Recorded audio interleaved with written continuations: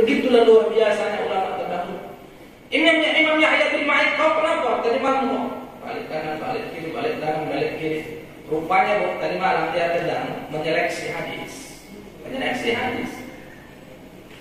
Ya, menyeleksi hadis. Kalau anak-anak muda sekarang kan balik kanan, balik kiri ngapain? Main game.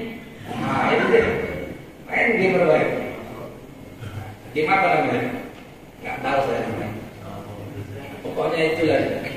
Yang penting jangan main trading binomo ya. Tentang polis gitu. Nah, maka Bapak Ibu yang dimuliakan Allah Subhanahu wa taala,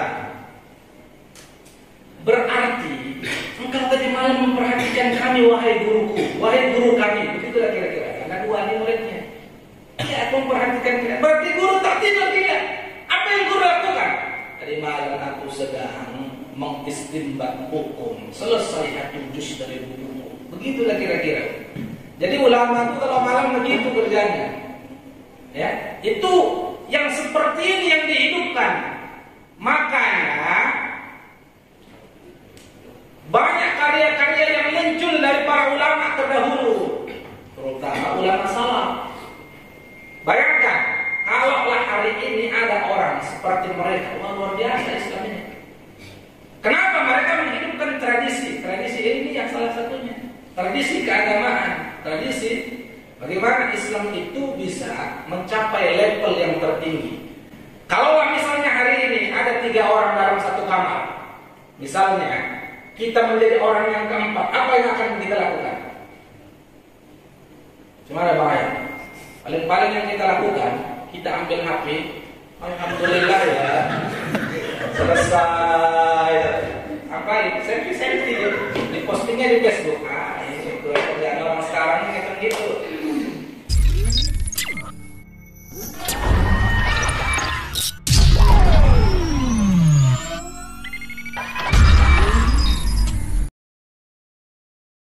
Bismillahirrahmanirrahim. Assalamualaikum warahmatullahi wabarakatuh. Alhamdulillahil wahidil qahhar wa huwal azizul jabbar, khaliqul jannati wan nar wal laili wan nahar. Allahumma salli wa sallim ala sayyidina Muhammadin al-mukhtar wa ala alihi wa ashabihi al-akhyar. وبعد قالوا سبحانك لا علم لنا إلا ما علمتنا إنك أنت العليم الحكيم. صدق الله العظيم وصدق رسوله النبي الكريم ونحن على ذلك من الشاهدين والشاكرين والحمد لله رب العالمين. معاشر المسلمين, jemaah salat subuh yang dimuliakan Allah Subhanahu wa taala. Pertama, salam hormat saya kepada Ketua BKM Masjid Komplek Handayani serta seluruh pengurus yang hadir, orang tua kita Bapak Haji Kardiman, Sarjana Pendidikan Islam, seluruh penasehat yang hadir, remaja masjid, bapak-bapak, ibu-ibu yang mohon maaf tak mampu saya sebutkan satu persatu nama, gelar, pangkat, jabatan. Insyaallah kita semua yang berhadir di masjid ini senantiasa dalam lindungan Allah Subhanahu wa taala. Amin ya rabbal alamin. Bersyukur kita kepada Allah Subhanahu wa taala dengan ucapan alhamdulillahirabbil alamin. Berselawat kepada Rasulullah Muhammad sallallahu alaihi wasallam. Allahumma shalli wa sallim wa barik alaihi. Mudah-mudahan kita semua yang berhadir di masjid ini termasuk dalam golongan hamba Allah, umat Rasulullah yang akan mendapat syafaat yaumil akhir. Amin ya rabbal alamin. Bapak dan Ibu, hadirin hadirat yang dimuliakan Allah Subhanahu wa taala, tentunya pagi hari ini merupakan sebuah keberuntungan, sebuah kebahagiaan. Kenapa?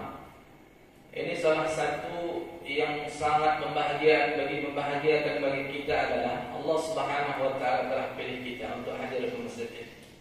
Di mana barangkali malam Ahad itu biasanya banyak orang-orang berkeliaran di luar sana yang terkadang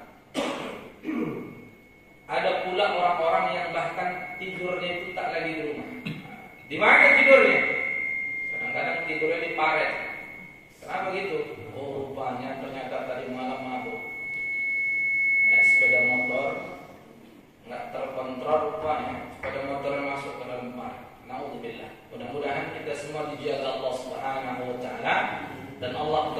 memilih kita untuk dalam keadaan ridhonya dan dalam ketaatan kepadanya, insyaallah. Amin.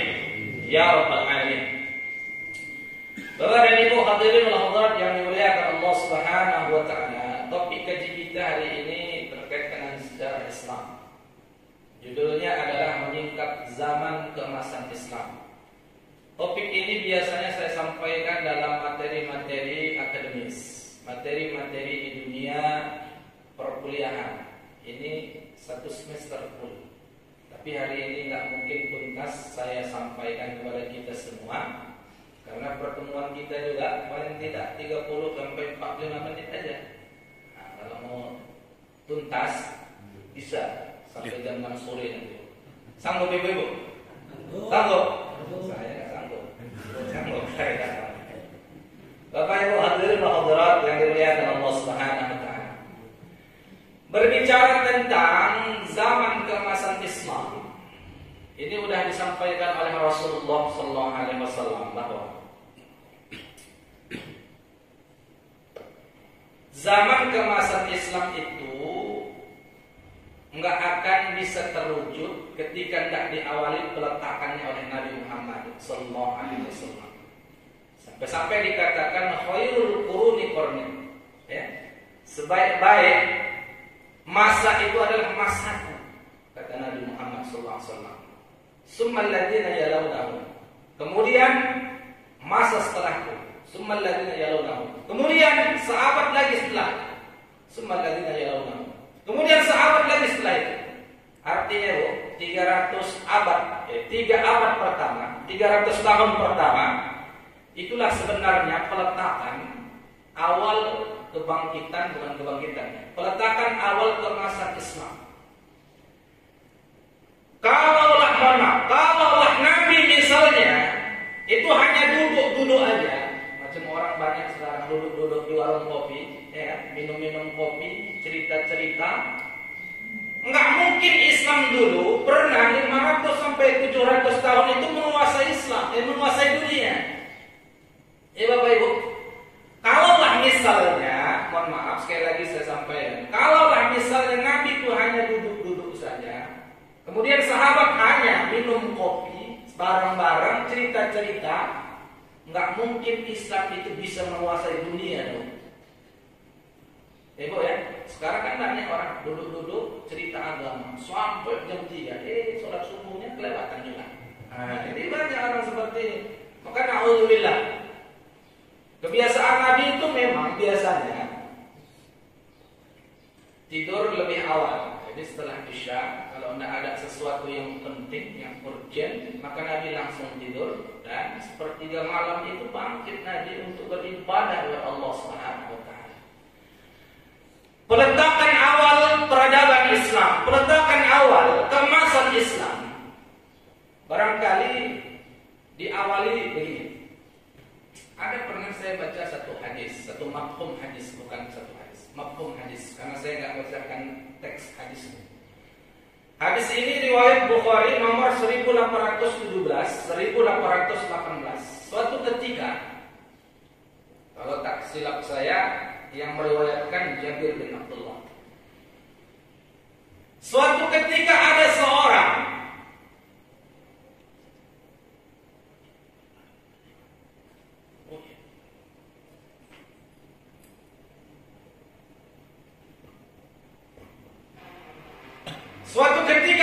seseorang mendatangi Nabi Muhammad SAW. Ketika itu Nabi sedang di dalam masjid bersama dengan sekumpulan sahabat-sahabat lainnya.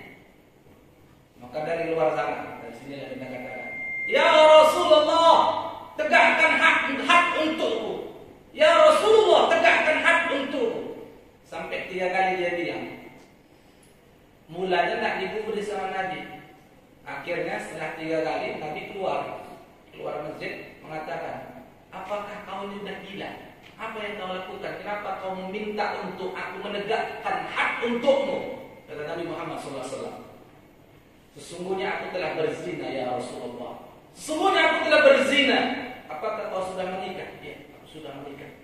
Akhirnya Nabi menyuruh para sahabat bawa dia tegakkan hak untuknya. Bu, persoalannya Mengapa dulu orang berbuat maksiat dia mau jujur mengatakan kepada Rasul, lantas meminta agar Rasul menegakkan hukuman untuknya? Mengapa? Kalau kita berkaca hari ini misalnya, ada nggak orang yang mau jujur misalnya udah korupsi dia 2 miliar, dia datangi polisi atau kejaksaan, Pak, tegakkan hukuman untuk. Ada seorang seperti itu, Bu? Ada nggak? Kalau ada macam, ini macam. Kalau ada hari ini ya. Masalahnya ada nggak koruptor yang ngaku hari ini? Udah korupsi, diperiksa sekian jam, berhari-hari, berbulan-bulan barangkali, nggak mau ngaku juga.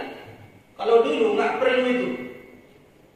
Ini salah satu cerminan refleksi sejarah betapa umat dulu meskipun dia bermaksiat, tapi dia mau jujur. Pikirannya bagaimana? Ketimbang dia nanti celaka di akhirat, lebih bagus dia disiksa atau dihukum di dunia, maka di akhirat nanti selesai urusan. Begitu Bapak Ibu yang dimuliakan Allah Subhanahu wa taala. Ini sesungguhnya bagian daripada karakter itu sendiri. Karakter itu dalam konteks Arab barangkali asy-syakhs, ya. Sahso. Apa itu? Karakter, ya, akhlak, moral dan seterusnya. Maka Bapak Ibu yang dimuliakan Allah Subhanahu wa taala, yang meletakkan peradaban Islam, yang meletakkan keemasan Islam itu Nabi Muhammad SAW. Nabi mendidik umat, Makanya Bapak Ibu yang dimuliakan Allah Subhanahu wa taala, kalau kita berkaca dari sejarah, ternyata Nabi meletakkan itu kepada 4 orang sahabat setidak-tidaknya, ya. Ini yang dikenal dengan al-khulafa ar-rasyidin, ya, al-khulafa ar-rasyidin. 4 khalifah. Maka Bapak Ibu yang dimuliakan Allah Subhanahu wa taala, saya dalam bahasa saya menyebutnya sebagai towering generation. Apa itu tower generation? Generasi tower. Tower itu, Bu, berapa kakinya kira-kira? Oh, berapa kakinya tower? 4. Kebanyakan gitu. Ada yang lebih dari 4 ada. Bahkan sekarang itu mencor dan seterusnya kan.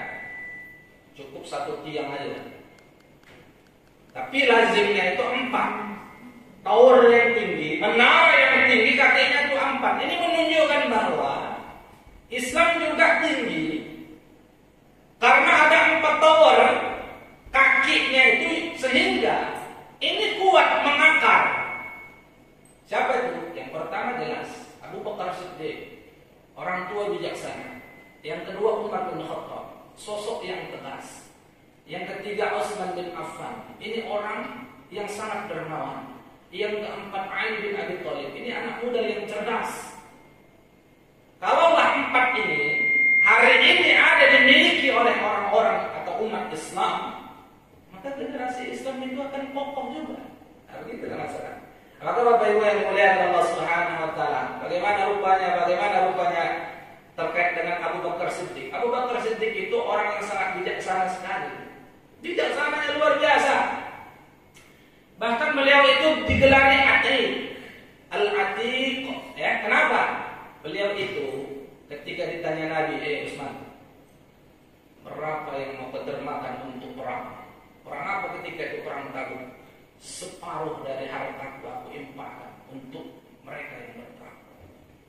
Engkau Abu Bakar katakan, aku infakkan semua hartaku. Semua, Bu, bayangkan. Kenapa semua? Sekiranya diriku, keluargaku, mesti aku infakkan di dalam Allah untuk perang, membela agama Allah Subhanahu wa taala, aku infakkan semuanya. Dia bersisakan diriku, keluargaku sedikit. Makanya semua hartanya itu habis untuk perang. Begitulah, maka dia digelari Atiq. Maka Bapak Ibu yang dimuliakan Allah Subhanahu wa taala, kemudian dia digelari apa? Dia digelari As-Siddiq. As-Siddiq itu apa? Orang yang benar, terpercaya dan seterusnya. Karena beliaulah orang yang mempercayai, membenarkan peristiwa Isra wal Mi'raj. Nah, makanya Bapak Ibu yang dimuliakan Allah Subhanahu wa taala, sampai-sampai Nabi mengatakan begini, Ini pernah saya baca dalam karyanya As-Sawi, ya, Syarah As-Sawi ala Tafsir Jalalain. Beliau mensyarahkan karya Jalaluddin As-Suyuti dan Jalaluddin Al-Mahalli. Beliau menukil hadis riwayat Baihaqi, kata beliau begini: "Lau zina iman Abi Bakrin bi imani ahli al-ardh, la yahib Abi Bakr." Artinya apa?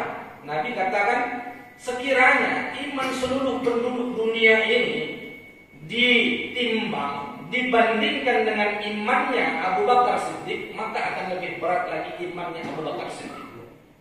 Begitulah kira-kira.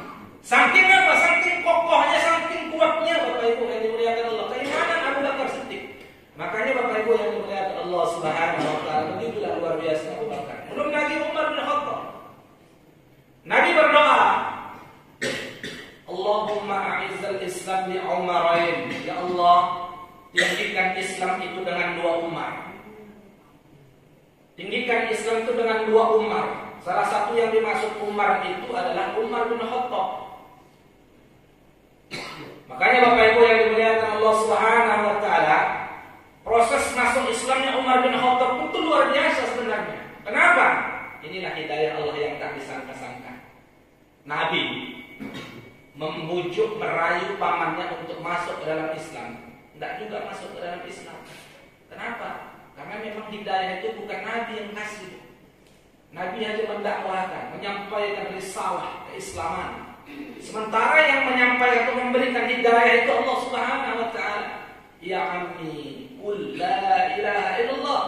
Faman ucapkan la ilaha illallah, innaka tahdi. Aku akan memberikan persaksian untukmu yaumul qiyamah, nanti di hari kiamat. Maka Bapak Ibu yang dimuliakan Allah Subhanahu wa taala, maka turunlah ayat innaka la tahdi man ahbabta walakin Allah yahdi man yasha. Jadi yang memberikan hidayah itu sebenarnya bukan Nabi, tapi Allah Subhanahu wa taala. Meskipun untuk orang yang kau cintai oleh Allah Subhanahu wa taala. Maka Bapak Ibu yang dimuliakan Allah Subhanahu wa taala, Umar ini termasuk dulu orang yang sangat membenci Rasulullah sallallahu alaihi wasallam. Sampai-sampai dia mengetahui kabar bahwa adiknya itu diam-diam telah masuk Islam. Siapa adiknya? Fatimah. Fatimah punya suami namanya Sa'id. Mereka punya rumah, rumahnya itu dijaga. Penjaganya namanya Khabbab. Maka datanglah Umar ke rumah mereka. Dari balik dinding, Umar bin Khattab mendengar bahwa adiknya itu sedang melantunkan ayat suci Al-Quran. Sedang melantunkan ayat suci Al-Quran, Bapak Ibu yang dimuliakan Allah.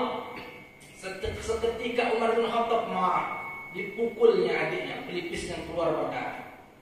Ketika nampak darah keluar dari pelipis adiknya, apakah adiknya itu lemas, jatuh, terbulai, lemah dan seterusnya, murtad? Enggak.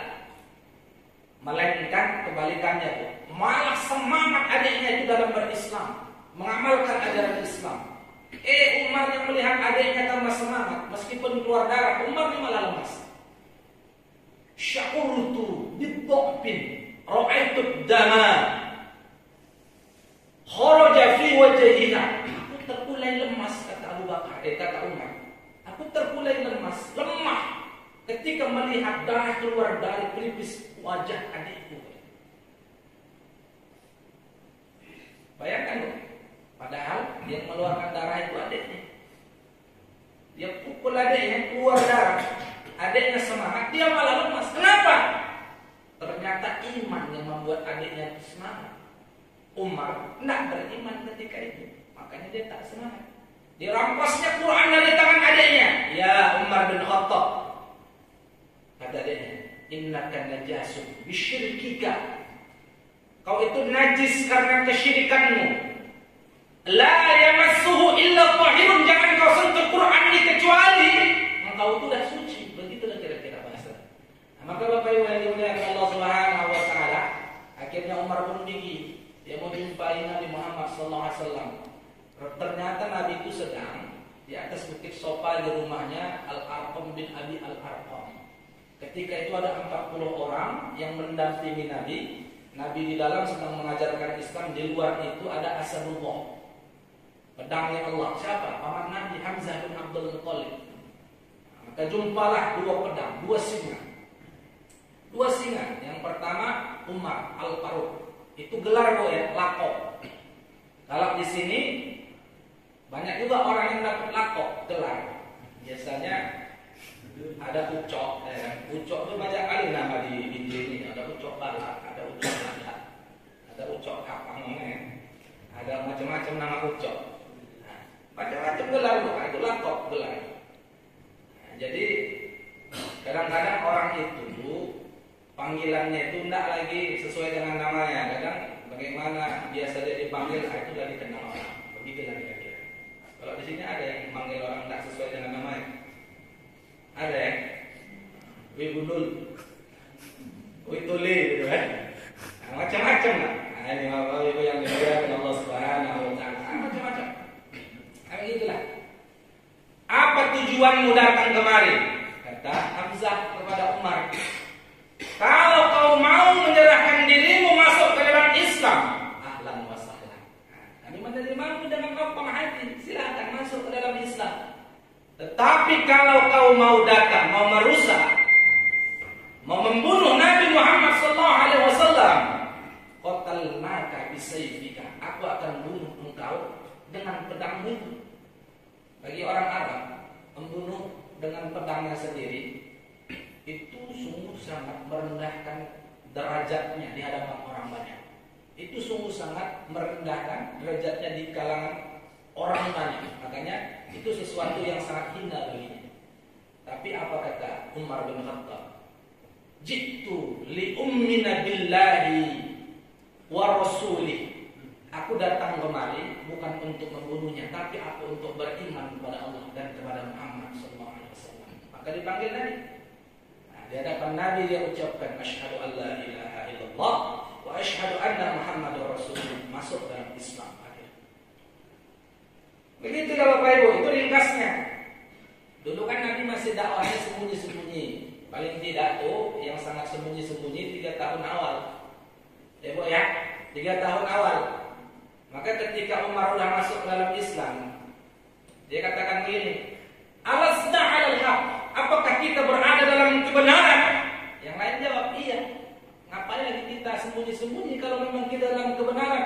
Akhirnya mulailah Islam itu menyebar atau disampaikan, didakwahkan secara terang-terangan. Inilah awal mula betapa dulu Islam sudah mulai terang-terangan didakwahkan. Nah, maka Bapak Ibu yang dimuliakan Allah Subhanahu Wa Taala, belum lagi cerita atau kisah bagaimana Utsman bin Affan ini orang tua yang sangat dermawan sekali. Ya. Bahkan dalam satu kisah beliau itu membeli sumur orang Romawi, kemudian sumur itu diwakafkan untuk siapa? Untuk orang-orang yang ada di Madinatul Munawwarah. Belum lagi Ali bin Abi Thalib, ini anak muda yang cerdas.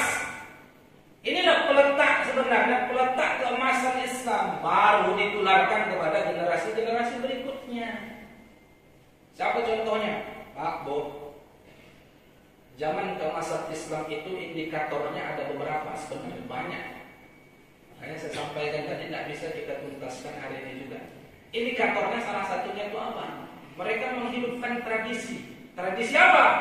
Tradisi ilmu pengetahuan. Jadi kalau ilmu itu tidak berkembang, nggak akan mungkin Islam itu bisa mencapai puncak keemasannya. Karena ilmu lah makanya Islam itu berada pada puncak level tertinggi. Bahkan di dunia itu dulu pernah selama kurang lebih 5-7 abad, ya, kalender yang digunakan adalah kalender Hijriah. Itu di awal-awal keemasan Islam, Bapak Ibu yang dimuliakan Allah Subhanahu Wa Taala, seluruh dunia, Romawi di barat, ya kan, Persia di timur, mereka Majusi. Itu seluruh dunia menggunakan kalender Hijriah. Sekarang kita gunakan kalender Hijriah atau kalender Masehi, Bu? Masehi. Ini menunjukkan hari ini Islam itu sedang terperosok, terjerembab. Karena hari ini Islam itu sendiri berada di jurang. Maka hari ini kita harus bangkit sebenarnya. Bagaimana caranya agar Islam ini bisa menguasai dunia lagi? Begitu kira-kira. Dulu kalau orang belajar itu luar biasa, dia luar biasa. Pernah satu ketika Imam Syafi'i bersama dengan imam-imam lainnya, Imam Yahya bin Ma'in, Imam Ahmad bin Hanbal, ini bertiga, menunaikan ibadah haji. Ya, menunaikan ibadah haji. Lantas mereka berada dalam satu kamar. Maka ketiganya itu kalau malam-malam jarang yang tidur, mereka hidupkan malam-malam itu. Imam Syafi'i memperhatikan Imam Ahmad bin Hanbal itu setiap malam tegak rukuk sujud, tegak rukuk sujud sampai menjelang subuh, begitu terus. Imam Syafi'i memperhatikan Imam Yahya bin Ma'in, dia balikkan badannya ke kanan, balikkan badannya ke kiri, balikkan badannya ke kanan, balikkan badannya ke kiri. Begitu terus. Enggak selesai-selesai. Esoknya dipanggil atau ditanya oleh Imam Syafi'i kepada mereka. Ya, Imam Ahmad bin Hanbal, apa yang kau lakukan dari malam? Kau tegak rukuk sujud, kau tegak rukuk sujud hingga menjelang subuh. Apa jawabannya? Ternyata Bapak Ibu, malam itu Imam Ahmad bin Hanbal sedang sholat malam dan dia khatamkan Al-Quran. Jadi itu kebiasaan Imam Ahmad bin Hanbal, Imam Hanbali itu Pak. Tiap malam dia khatamkan Quran, ya. Tiap malam dia khatamkan Quran dalam sholatnya. Sampai-sampai memang pernah ditanya anaknya namanya Abdullah. Abdullah punya kawan-kawan, ya Abdullah, ayahmu itu kalau malam berapa rakaat sholat? Salah sumi'at rakaat. Berapa? 300 rakaat sholatnya, bayangkan. Dia khatamkan Quran dalam sholatnya. Imam Hanbali ini Bu, dia pernah dipenjara sama pemerintah. Kenapa? Karena berseberangan. Beliau ini ideal, itulah kira-kira. Tidak mau mengikuti apa yang diucap pemerintah, maka dipenjara, berseberangan. Di dalam penjara jatuh sakit. Maka ketika dia sakit, ya Bapak Ibu yang dimuliakan Allah Subhanahu Wa Taala, dia tetap kerjakan sholat malam, tapi dibelahnya separuh menjadi 150 rakaat. Tapi tetap khotam Quran, Bu. Tetap khotam Quran. Begitulah luar biasanya ulama terdahulu. Imam Yahya bin Ma'in, kau kenapa tadi malam kok balik kanan, balik kiri, balik kanan, balik kiri? Rupanya Bu, tadi malam dia sedang menyeleksi hadis. Menyeleksi hadis. Ya, menyeleksi hadis. Kalau anak-anak muda sekarang kan balik kanan, balik kiri ngapain? Main game. Nah, itu deh. Main game berbaik. Game apa namanya? Nggak tahu saya. Pokoknya itulah. Yang penting jangan main trading binomo ya. Tentang tulis itu. Nah, maka Bapak Ibu yang dimuliakan Allah Subhanahu Wa Taala, berarti engkau tadi malam memperhatikan kami wahai guruku, wahai guru kami. Begitulah kira-kira. Karena dua ini muridnya. Dia memperhatikan kita. Berarti guru tak tidur tidak. Apa yang guru lakukan? Tadi malam aku sedang mengistimbat hukum, selesai 1 juz dari buku. Begitulah kira-kira. Jadi ulama itu kalau malam begitu kerjanya. Ya, itu yang seperti ini yang dihidupkan. Makanya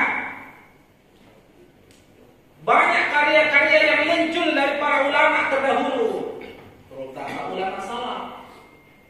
Bayangkan, kalaulah hari ini ada orang seperti mereka, luar biasa Islam ini. Kenapa mereka menghidupkan tradisi? Tradisi ini yang salah satunya.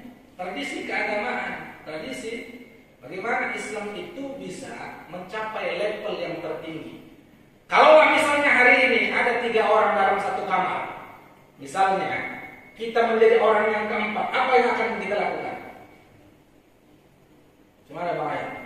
Paling-paling yang kita lakukan, kita ambil HP, alhamdulillah ya, selesai. Apa ini? Selfie, di postingnya di Facebook. Itu kerjaan orang sekarang ini kan gitu. Maka Bapak Ibu yang mulia Allah Subhanahu Wa Taala, begitu. Al-Ghazali, Abu Hamid Muhammad Al-Ghazali, meskipun beliau hidup di abad pertengahan, 505 wafatnya Hijriah, 1111 Masehi, beliau itu menghidupkan tradisi rihlah ilmiah. Jadi rihlahnya itu muatannya ilmiah, Bu.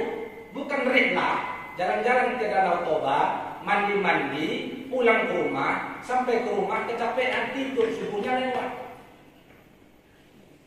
Imam Ghazali itu tradisinya rihlah ilmiah. Beliau itu lahirnya itu di Tus, kecil-kecilnya di Fes, ya, Fes di wilayah Baghdad, Irak. Kemudian remaja-remajanya pergi ke Hijaz. Hijaz itu Makkah Madinah. Belajar dengan ulama Makkah Madinah. Balik ke Baghdad. Di Baghdad, apa yang terjadi? Di Baghdad itu, Bapak Ibu, ternyata Imam Ghazali itu pernah menjadi rektor. Rektor. Pernah kita dengar bahwa dulu ada istilah rektor? Belum ada. Tapi dia itu menjadi mudir, ya, kepala, direktur. Nama madrasahnya Madrasah Nizamiyah. Kalau dulu tuh madrasah itu levelnya perguruan tinggi, Bapak Ibu yang dimuliakan Allah Subhanahu wa taala. Jadi, Bapak Ibu yang dimuliakan Allah Subhanahu wa taala, begitulah luar biasanya. Begitulah luar biasanya. Maka Bapak Ibu yang dimuliakan Allah Subhanahu wa taala, begitulah luar biasanya tradisi yang dihidupkan. Saya ada tulis buku, judul bukunya Tapak Tilas Peradaban Islam, Mengerti Masa Lalu, Siap untuk Masa Depan. Ini buku kurang lebih saya tulis 281 halaman. Saya tulis bersama Profesor Hasan Asari dan Dr. Muaz Tanjung. Ya, Bapak Ibu, saya punya bukunya. Kebetulan tidak saya bawa karena tadi malam saya tidak tidur di rumah, tidur di rumah sakit. Namanya istri sedang di rumah sakit. Awalnya saya tadi mau nak datang kemari nih, mau saya gantikan. Cuman karena teringat wajah Bang Ahyar, mau nggak mau saya harus kemarin. Kalau enggak nanti kecewa Bang Ahyar. Karena bulan lalu saya kemari Bang Ahyar nggak ada. Dan pulang nanti hari ini Bang Ahyar datang, saya nggak datang. Tapi lagi atau mesti lagi tidak datang. Bapak Ibu hadirin hadirat yang dimuliakan Allah Subhanahu wa taala, barangkali ini sebagai pengantar. Pertemuan-pertemuan selanjutnya nanti baru kita masuk ke dalam konten yang lebih detail lagi. Ternyata Islamnya khazanahnya sangat luar biasa. Kalau kita tahu khazanah Islam luar biasa, sesungguhnya kita ini malu nggak bisa berbuat apa-apa hari ini, begitu lagi kira-kira. Ya Bu ya, ulama dulu duduk cerita agama nulis, duduk cerita agama nulis. Jalaluddin Abdurrahman As-Suyuti itu mundur dari mufti kerajaan. Lantas dia buat rumah kecil di pinggir sungai Nil. Nah di pinggir sungai itulah dia mengajar, dia belajar, dia menulis. Khamsumi'ah juz. Itu yang berhasil dia tulis. Berapa tuh? 500 juz. Biasa kalau ulama dulu itu menulis buku satu judul berjilid-jilid, berjuz-juz. Nah bisa jalan lain misalnya kan? Ada berapa puluh ada berapa jilid, ada berapa juz. Begitu. Ini 500 juz. Berarti kan kalau dihitung dari judulnya itu banyak Bapak Ibu yang dimuliakan Allah. Kita paling banter hari ini menulis juga, iya, menulis status WA, menulis status Facebook. Alhamdulillah ya, hari ini sudah 1 juz baca Quran. Mudah-mudahan besok bisa 5 juz. Nah itu biasanya ibu-ibu itu kayak gitu. Tapi enggak, itu di sana Bu ya. Kalau di sini, insya Allah nggak jauh beda. Bapak Ibu hadirin hadirat yang dimuliakan Allah Subhanahu wa taala, barangkali demikian yang bisa saya sampaikan hari ini. Mudah-mudahan bermanfaat sebagai motivasi kita ya, bahwa sesungguhnya Islam itu memiliki khazanah yang sangat luar biasa sekali. Mudah-mudahan di pertemuan-pertemuan selanjutnya kita bahas secara detail satu persatu bagaimana caranya atau bagaimana umat Islam atau ulama-ulama ilmuwan muslim terdahulu itu menulis apa saja karya-karyanya, bagaimana proses mereka itu dalam memperoleh atau mencapai level tertinggi dalam tingkat intelektualitasnya dan seterusnya. Wallahu a'lam bishawab.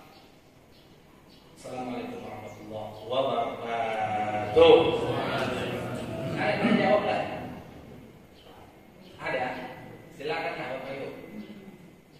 Yang mau bertanya, mau diskusi. Tapi saya yakin ini nggak ada yang bertanya karena saya yakin dan percaya ini orang Handayani ini cerdas-cerdas semua. Jadi sekali menyampaikan aja langsung paham. Ya, ada Bapak Ibu? Kalau nggak ada kita langsung doa karena saya yakin abang yang dulu saja udah lapar. Ada sarapan dari bawa Ada Pak ya? Langsung doa kita ya. Astaghfirullahaladzim. Astaghfirullahaladzim. Astaghfirullahaladzim alladzi la ilaha illa huwal hayyul qayyum wa atubu ilaih. A'udzu billahi minasy syaithanir rajim. Bismillahirrahmanirrahim.